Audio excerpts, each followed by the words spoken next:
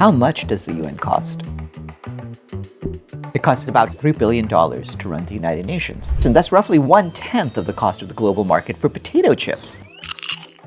When you divide that amongst the 8 billion people of the world, you have a cost of a little bit less than 40 cents per person per year that the UN operates. And if you add up all of those expenses, regular budget and peacekeeping together, the annual cost on average for every person on the world is about $1.25 per person. So it's about as much as, say, a bag of chips, although chips are actually slightly more expensive than that and slightly worse for you.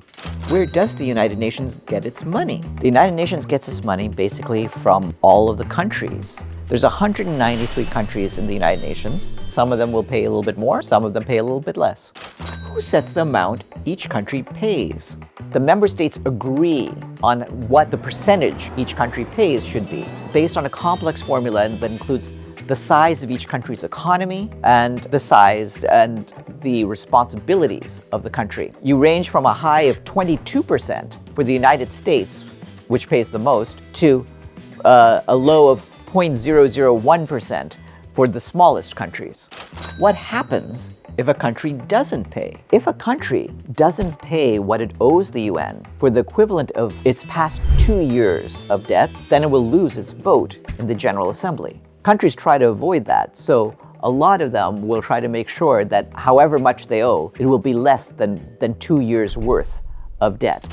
So, what is the money for? The Secretariat is the main body of the United Nations. It includes the staff who work on things ranging from diplomacy to human rights, to the rule of law worldwide, to all the humanitarian and peacekeeping work that we do. How does the UN prevent fraud and waste? The United Nations has many ways of having oversight over their money to make sure that none of it is wasted. And we do have internal and external auditors. There's groups inside the UN, like the Office of Internal Oversight Services, that investigates any allegations of fraud or corruption. But also, the main way of oversight ultimately is through the member states of the United Nations. They approve the budget and make sure that the expenses that the UN pays match up with our goals. What's the cost of humanitarian operations? Humanitarian relief falls into a few basic categories, but the main ones have to do with food, drinkable water, shelter, and different assets, whether it's mosquito nets in some countries or winterized clothing in others.